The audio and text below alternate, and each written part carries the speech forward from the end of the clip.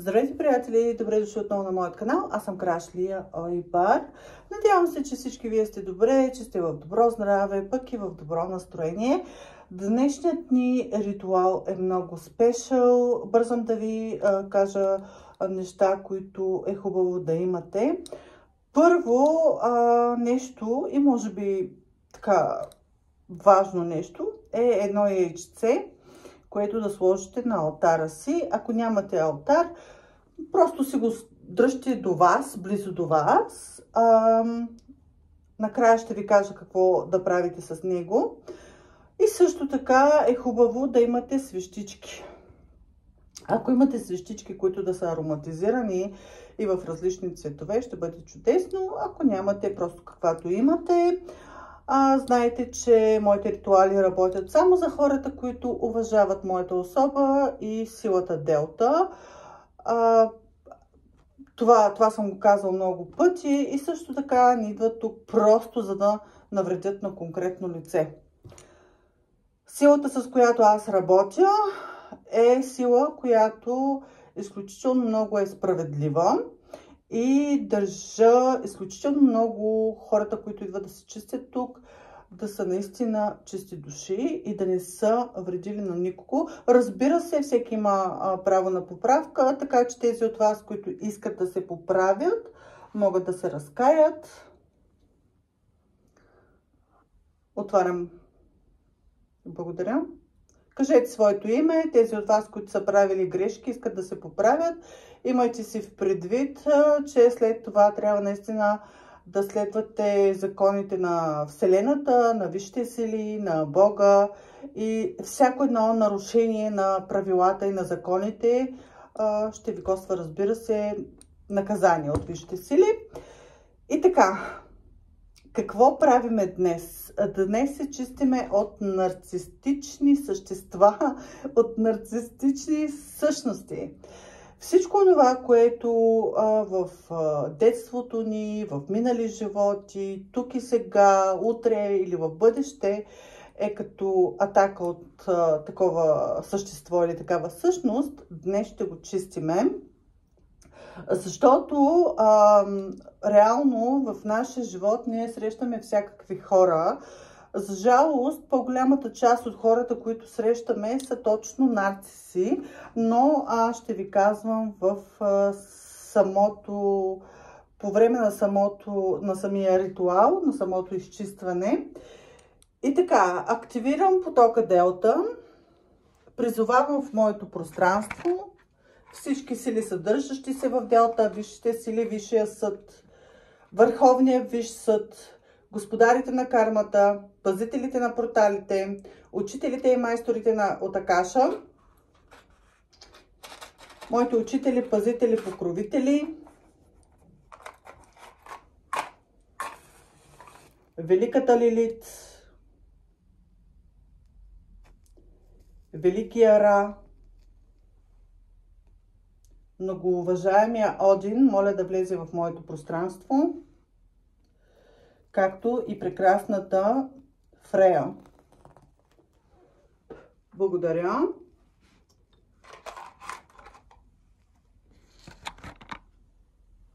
Моля Великата Бастет. Благодаря. Може да усещате топлина, това е нормално. Даже може да ви става много горещо. Защото призовавам силите да дойдат при нас. Моля всички космоенергии, с които аз работя, да влязат в моето пространство. Мун Аза, моля, влезте в моето пространство. Благодаря на Великия Сатурн. Благодаря. Благодаря ви, благодаря ви. О, чудесно. Много благодаря. Просто не ви казвам всичките сили, но те идват и ми се представят. Много благодаря. За мен е чест и удоволствие. Благодарим за помощта. И така, нека сега да видим. Първо, нека да ви се видя нещо. Една секунда.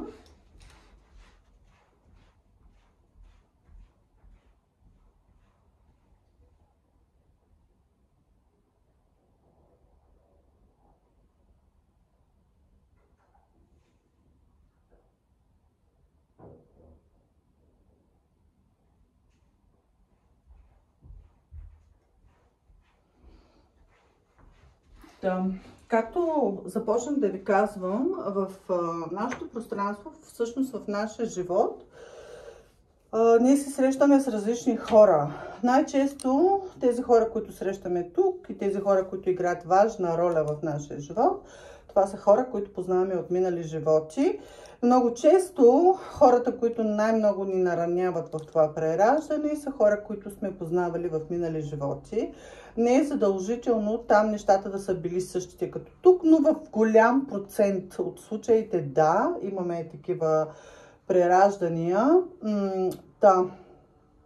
Какво се случва? Ние, защо се прераждаме? Точно за да се научим да се защитаваме от такива нарциси и да не позволяваме да навлизат в нашето лично пространство, да се умеем да останем защитени. С този ритуал също така получаваме много силна защита от такива същества и същности. И да сме сейфти, т.е. да съхраним себе си, съзнанието си, да съхраним душата си. Това са важни неща и тялата си, разбира се. Това са важни неща за нас. Какво означава, когато някой е нарцис? Това е човек, който е способен да ви примами, да ви покаже, че вие сте значими, в началото е така. И след това започват бавно, но сигурно да ви разяждат, да ви подчиняват, да ви обвиняват. Трябва задължително те да са прави. Също така това са хора, където са много ревниви, много често ревнуват. Ще видим сега с оракулите, но преди това ми се иска, нали, аз ще пусна и восък за това. Всеки един, който тръгва автоматически да бяга и да се защитава, като гледа някакви ритуали, вие току-що признавате, че сте нарцис и сте нападали някого и съответно ще си получите конкретните наказания от силите, които присъстват тук. Не е наша работа ние да съдиме. Освен това, нали, хората или колегите, които чистят такива същества, също така ще бъдат таксувани от висшите сили и от силите, които са в моето пространство. Защото едно от многото важни закони е да уважаваш колегите си и също така да не помагаш на такива дрисливци да излизат на повърхността и да продължават да си сплетничат и да подчиняват чистите души. Това е нещо много важно. Защото когато един човек е добър, когато един човек се стои в център и когато един човек дава на себе си и на света също така любов, ти нямаш никакво право да го нападаш. Ако обаче си позволиш да го нападнеш, това си е за твоя сметка и съответно си носиш съответните наказания. Без хър и без мър. Щом си голям тарикат, носи си последствията за това, което си правил. Така, сега ще проверяваме точно какви са били нарцисите, какви са или може би какви биха могли да влязат във вашето пространство в бъдещето. Не се притеснявайте, ако ви ще се ли допуснат някакво такова същество от тук насетне във вашето пространство, бъдете сигурни, че това не им е за добро, а вие сте като висшия съд, нали, за тях. Вие сте защитени. Но те със своето държание, със своето поведение показват кои са, за да могат висшите сили просто да им дадат това, което заслужават. Понеже всяка една душа, защо слиза на земята? Тя слиза, за да се научи. На какво да се научи? Да се научи да обича, да се научи да се бъде цялостен, да се научи, че никой не му е длъжен, да се научи да бъде лоялен. Всички сили, с които аз работя, и всички сили, които реално съществуват в пространството, са изключително лоялни. И е хубаво човеците да бъдат такива. За жалост те не са, но това е друга тема на разговора. Така, нека да видим сега какви нарциси са влизали във вашето пространство и какво чистиме. Първото нещо, което се вижда е, че по принцип във вашите семейства има много такива нарциси и хора, където искат да ви подчиняват, са ви подчинявали. Това също така се ходи от минали прераждания. Хора, където са ви избутвали назад, за да изпъкнат те, явно са говорили някакви лоши неща за вас, клеветили са ви тук, виждам някакви сценарии, които са много лоши, неправилни. Може да са ви обвинявали тук, че вие искате нещо тяхно. Реално това да не е било така, разбира се. Също така това са хора, ваши роднини, където са се месили и във вашите лични отношения и примерно са ходили някъде и са ви плюли. Например, вие сте били семейни и тези хора, да кажем, ви имате сестра и вашата сестра отива при вашия съпруг и казва: ама тя е голяма курва, ти защо си с нея? Защо правиш това за нея? Абе, остави я! Ти знаеш ли тя с кого ходи? Ти знаеш ли тя какво прави? И всякакви такива неща. Значи ти не си никой да ходиш да се месиш в чуждото семейство. Освен това, тези хора, които са ви били близки, аз ви дадох просто пример, те много искат да са като вас. Вие може да сте хора, които са много сияйни, много блестящи, хора, които са успешни. Може, например, да нямате много богатства и това и онова, но всъщност сте хора, които имат много силен дух, хора, които могат изключително много, хора, които са много пробивни, хора, които са много магнетични. И това са неща, които тези хора ги дразнят. Също така са се опитвали, и не само са опитвали, ами са ви унижавали и всеки път, когато вие сте се изправили, те са се опитвали отново да го правят и да ви атакуват. Една секунда.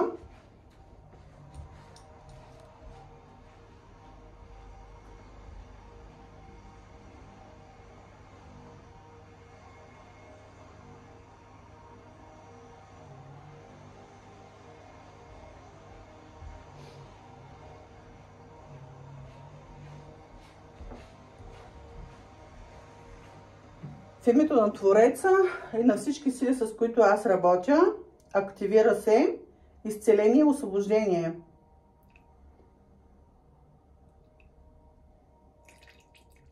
Амин.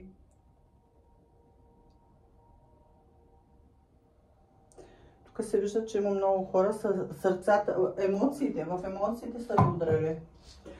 Ще го разгледаме после.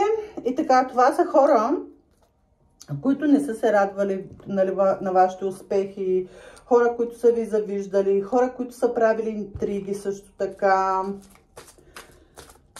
И всичките тези хора се намират. Значи вижда се, че някои от тези хора реално вие познавате от много минали прераждания и в това прераждане са дошли точно за да се научат да ви обичат, да се научат да ви ценят, да се научат да приемат всички хора и да излязат от тази енергия на нарциса. Да видим още какво. Също така се вижда, че има хора, които са нещастни, хора, които са неуспешни, хора, които се чувстват, как да кажа, потиснати, може би нямат свобода. Възможно е тези, които са вашето семейство, да са точно такива хора, които, например, да са семейни и да нямат глас там. Няма значение дали са мъж и жена. Разбирате ли? И къде да си избиваме комплексите на някой, който е светла душа. То обикновено така става. И нали, това да знаете, че това много силно се чисти, защото то не излезе и първото нещо. И всички от тези, които са нарциси, се тук, вижте, сили са ги взимали. И ги разглеждат много, много яко. Другите нарциси, тук се вижда, че са си поставили някакви защити и хора, които са скрити и хора, които не искат вие да ги знаете. Това се вижда, че е възможно да са ваши приятели или хора, които често са ви пожелавали успехи или може би са показвали, че се радват на вашите успехи, но реално не е било така. Това са хора, деца казва, имат мед в устата и ножове в ръката и в езика. Също така това са хора, които са реално, може би показват, че са силни, но са слаби. Хора, които показват, че са много значими, но всъщност не са. точно за това си говорихме преди малко. Значи нарцисите са точно такива хора. Те влизат в твоето пространство, като примерно виждат в тебе потенциал някакъв, виждат, че ти си успешна душа, че ти си светла душа, лепват се за тебе и започват да цокат от тебе. И примерно, даже може да кажем, вие да си имате там, да кажем, една групичка от хора, от които хора някой такъв нарцис може да е влязал и примерно вижда, нали, вашата светлина, вижда вашите качества и ги копира. И след това отива пред хората и казва, тя е такава, тя е онакава, тя не, аз съм тук, еди каква си, аз съм еди що си, нали? И ви плюе непрекъснато. Това също е нарцис и такива, най-вече такива хора си го получават. Също така се вижда, нали, че тук тези, които вие не сте виждали, или такива, които са били прикрити нарциси, е много възможно да са ви хвалили, да са ви казвали, че сте велики и така, но в същото време са си мислили, аз съм по-добра от тебе, ти нищо не струваш, всякакви такива неща, е възможно вие да не сте се чувствали добре. Значи обикновено нарцисите какво правят? Те се състезават с всички, понеже за тях е много важно, те са номер 1. Разбирате ли? Във всяко едно естество. Не може някой да влезе да им каже, примерно, нещо, което той казва. Примерно, аз съм най-добрият компютърен специалист. И е възможно този човек да не е толкова добър с компютрите, разбирате ли? Но той е видял там своя колега, че е наистина добър и той казва, не, аз съм добрия. И когато някой се изправи и каже, не, този човек, виж, нали, дори да не му го кажеш директно, те са бързо се засягат и започват да атакуват.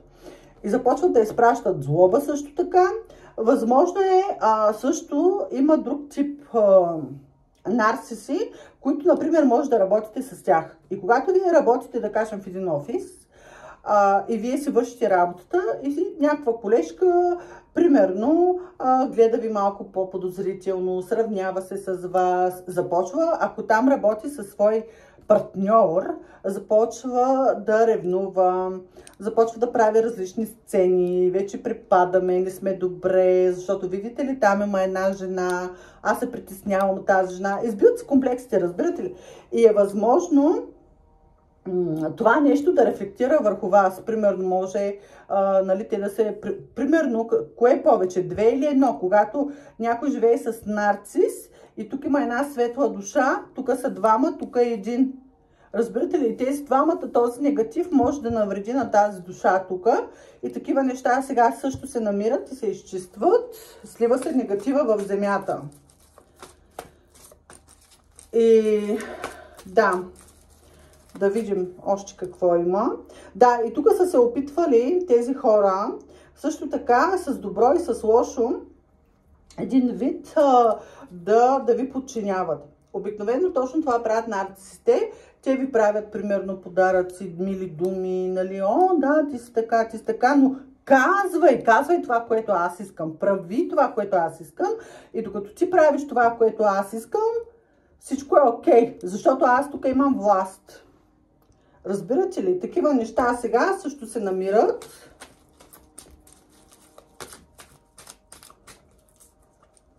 Да видим още. Вижда се, че много от тези хора са такива, са зомбирани, те не виждат по-далече от носа си. То реално това важи за всичките такива нарциси. Нали, те наистина не виждат по-далеч от носа си, те искат да контролират, те искат да командват там, да са на власт там. Да видим още. Също така се вижда, че тези хора е възможно, ако са излязли от вашия живот под някаква форма, или да кажем, вие сте ги намерили, вие сте ги видяли и вие сте тръгнали, сте напуснали някаква ситуация, се вижда, че тези хора злословят и тук ходят при различни хора и говорят за вас и също така търсят начини как да ви навредят. Много е вероятно също така да сънувате, да имате сънища, Възможно е много често да сънувате някакви непознати хора. Повярвайте ми, не са непознати. Това също се вижда и се изчиства от висшите сили. Охо, тук много клюки, много неща. И значи, възможно е при вас да има хора във вашето пространство, където се пишат на хора, където са ви близки, където ви уважават, където, вау, вие сте най-най-най, едва ли не. Аз затова ви казвам, не ме поставяйте на пиедестал. Не е нужно. Ние всички сме равни. Достатъчно е да се уважаваме един друг, да уважаваме, как да кажа, личността, която стои срещу нас. Това е много важно нещо. Също така важно нещо е иерархията. Нали? Това е друга тема на разговор. Тези, които са по-духовни, знаят какво имам в предвид. Защото, нека само да отворя едни скоби. Много хора, които са в моите групи, казват, краш ми е приятел. Аз съм ваш приятел първо, но и ваш учител. Учителят първо е приятел, после е учител. Имайте си го в предвид това нещо. Просто си върша работата. Да, с някой от вас наистина ставам изключително близка. Аз съм човек, който работи с душата и съм човек, който е, как да кажа, наистина обича. Или обичам, или просто някой, да кажем, го обичам. Аз не мразя, аз като видя, че някой не е искрен или че някой прави нещо нередно, аз просто си тръгвам. Това е нещото. И така, нека да видим още. Другата група, нали, тук се видяха семейство, вторите бяха приятели. Да знаете, че тези тук ще си получават, нали, които изброих. И сега тези, които предстоят, ще си получават нещата от висшите сили, това, което са си заслужили. И сега тук се виждат друг тип хора, които са били като ваши партньори. Това са хора, които са ви пускали кукички, които са ви показвали любов, които са ви показали, че вие сте значими, които са ви показвали, че биха искали да бъдат във вашето пространство и да ви обичат. Хора, които смятат, нали, примерно влизат във вашия живот и си един вид да си точат егото, разбирате ли? Да си докажат, че те са наистина много. Защото, възможно тези хора, като са влизали във вашето пространство, да са ви говорили за вашата енергия, да са ви говорили, примерно, колко сте красиви. Те обикновено изтъкват някакви ваши качества, нали, такива партньори, където влизат нарцистични. И после тези хора са активирали във вас емоциите. Значи те са влясли през сърдечна чакра, нали, в вашия живот. Също се вижда, че някои от тях са използвали и магия. Възможно е това да са хора, където са колеги или имат някакви знания, някакви познания. И е възможно тези хора също така да са ви пуснали кукички, да са ви показвали, примерно, вие сте много ценни, аз много искам да съм с теб, аз искам да бъда в твоето пространство, ти си прекрасна жена, аз никога не съм бил с такава жена. И е възможно също така такива мъже, или, нали, аз ще говоря от моя страна, мъжете всичко обръщайте към себе си. Когато влезе такава нарцистична личност като партньор, нали, примерно ви показва, че ви харесва, обикновено, примерно, той казва, аз съм такъв нещастник, аз не съм качествен човек, не. Нали, той казва тези неща, за да ви манипулира, вие да кажете, да, ти си най-прекрасния, ти си най-добрия, няма по-добър от тебе, ти си най-добрия хлебар, ти си най-прекрасният търговец, ти си не знам си какво си, или пък ако спите с тях, да, ти си невероятния в леглото, много ти е голяма дръжката, всякакви такива неща, разбирате ли, да ги хвалите. Това тя ги захранва и по този начин те стават още по-успешни. Също така предизвикват във вас сълзи, нещастие. Възможно е да сте почнали, като сте се запознали с тези хора, или сте влязли в депресивни състояния, или пък сте Чакрите ви, втора чакра, трета чакра, четвърта чакра са лешка. Съжалявам за израза. Но да, такава дума ми дойде, така го казах. Направо са, какво да ви кажа, първа чакра също, но втора, трета, четвърта са под всякаква критика. Да не говорим пък, че тук са ви с четвърта чакра,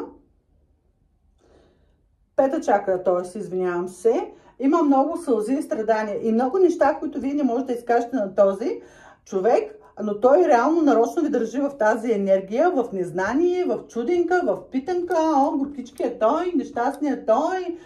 Колко е нещастен, няма парички, той ако има пари ще дойде при мен, или пък жена му, там му нас нещастница го държи, няма такова нещо. Просто това е нарцистично същество, което ви държи, за да точи енергия от вас, за да бъде по-успешен и така му харесва. Разбирате ли?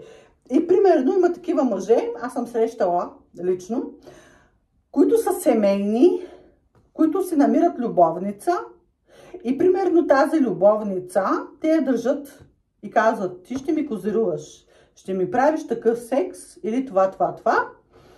И примерно уж в началото всичко е окей, ти си свободна, само така ще се срещаме, от време на време и това. Накрая ги подчиняват и им казват, никъде няма да ходиш, ще правиш каквото ти казвам, иначе ще взема главата, ще отрежа главата или някакви такива неща. Нали, тук също се намират и такива. Има много такива. И примерно може да ви тормозят също така и в леглото. Нали. И не ви пускат. Защо? Защото трябва да черпят енергия. Значи нарцисите се хранят с страховете на жертвите си. Затова казваме ги тези неща, за да си направите ясна равносметка, кой какъв е във вашето пространство и не се страхувайте да ги отпуснете. Аз така правя и съм много добре. Също така се вижда, че са правени ритуали. Някакви, може да са ходили тук по някакви практици да правят ритуали.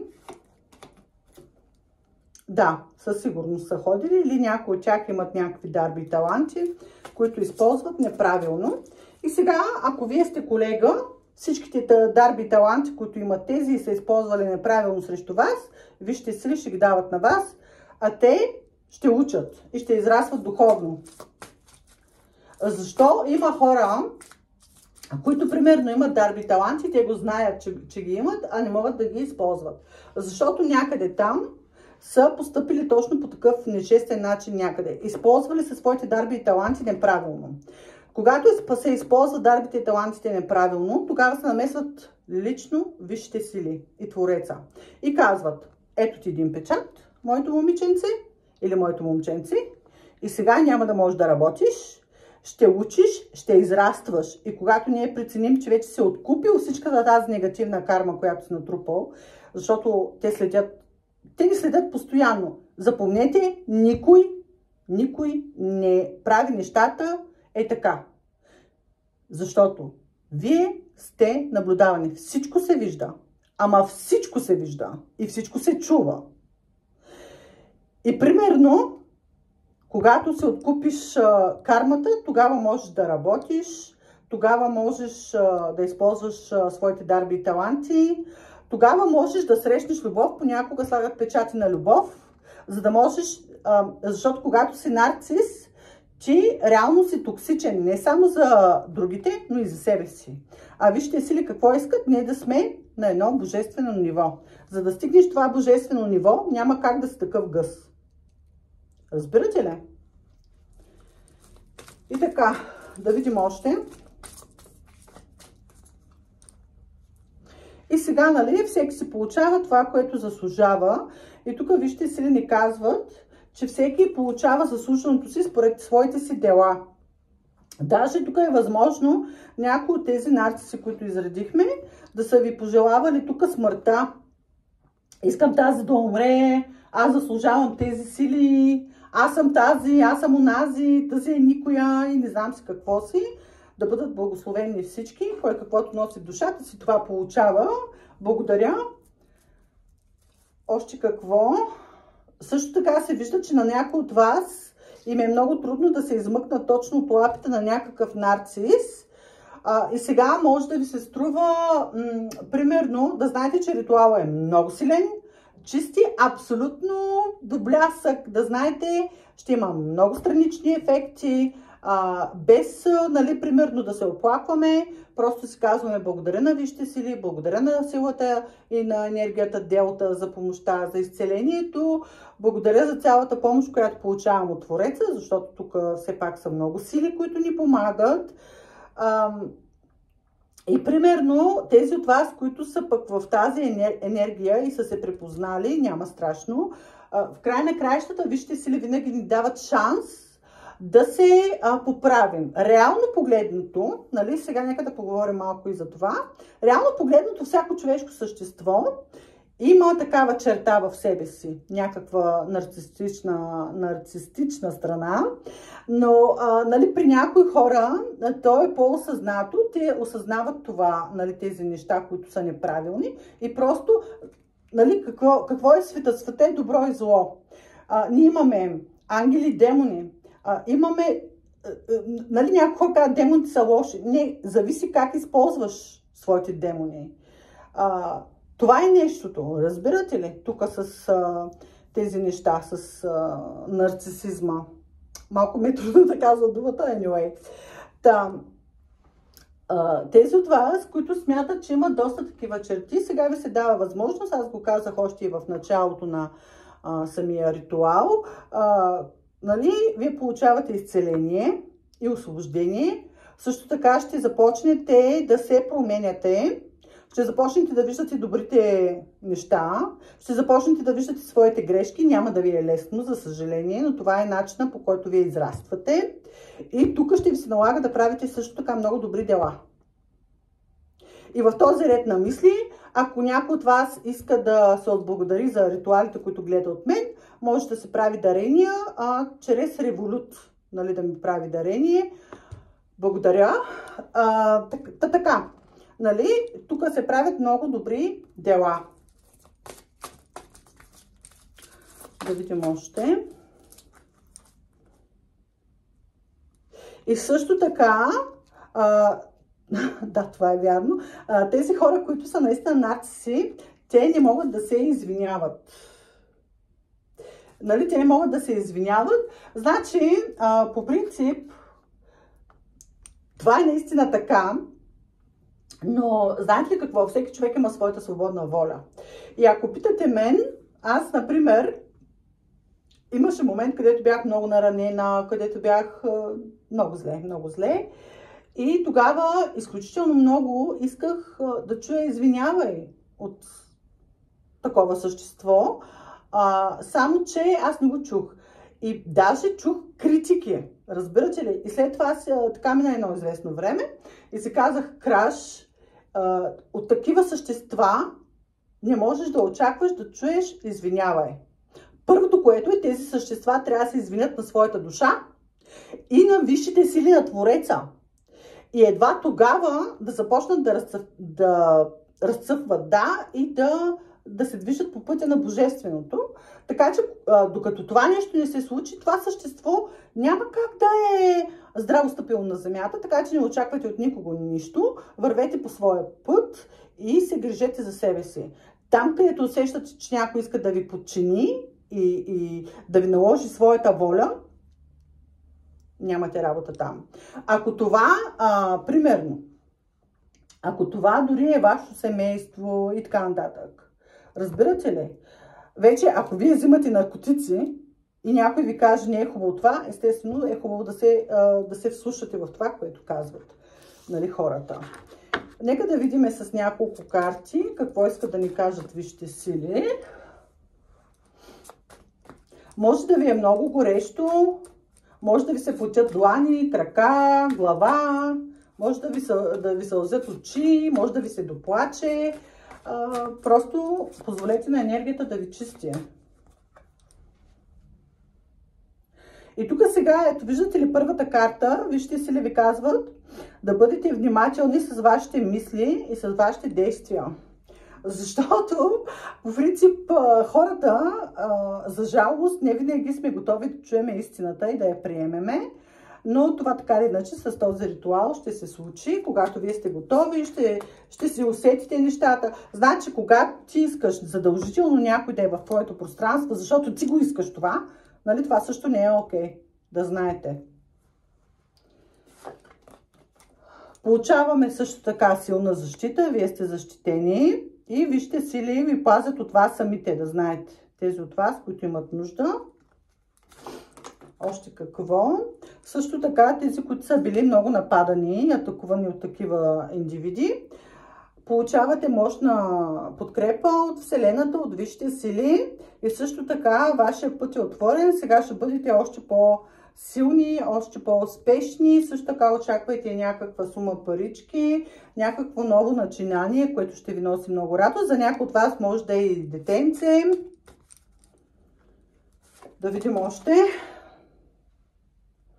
Също така, сега ще бъдете благословени с това да срещате истински верни приятели във вашето пространство и хора, на които, нали, няма защо да се притеснявате. Колелото на съдбата се завъртя за нас в правилната посока. Променяме съдбата си. Казвала съм го и преди. По принцип, колелото на съдбата се завърта така, че всеки, нали, според делата си получава това, което заслужава всъщност. Или пък колелото на съдбата какво ни дава? Дава ни шанс да учим или дава ни шанс за това, което сме изстрадали, да получим награди. И се вижда, че много от нас сега ще получават награди. Нали? Това ще бъде под формата на парички, на късмет, на успех, на професионална реализация, нови договори, както вече казах, с приятели. Така че да, хубавите неща за нас предстоят. Само да погледна финално восъка. Да, тук се вижда по принцип, че тези хора са ви изпращали демони и бесове. Също така се чистят много неща от минали прераждания. Също така се чистят заедно с това и много магични въздействия. Планетарна магия, се вижда енергийни атаки, се виждат стихийна магия, демони. Някой тук се е играл да ви изпраща някакви демони, но това са хора, където не са много нати с нещата. Възможно е също така някой тук да си казва, аз съм еди кой си, нали така, но да. Това са неща, които се чистят, слива се целият негатив в земята. И също така тези хора сега ще си носят отговорност пред висшите сили. Благодаря на всички сили за помощта. Само да ви кажа за яйцето. Това яйце го оставяте така да се стои на алтара целия ден. През нощта го слагате до вас, до леглото си някъде. Няма да е във вода и така както е цялото. Го слагате до вас, до леглото. Да престои така. На другата сутрин, като се събудите сутринта, взимате го и преди още да се изпишкате, примерно, чупите яйцето в тоалетната, като влезете, го чупите, не го чупите извън. И го пускате в тоалетната чиния, без черупките, разбира се, черупките в контейнера. И след това си свършвате работата, пускате си водата и казвате благодаря на висшите сили. Благодаря ви за това, че бяхте с мен, мили мои. Очаквам вашите коментарчета, да ми се похвалите. Желая ви хубав ден и всичко най-добро. Чао, чао, до скоро!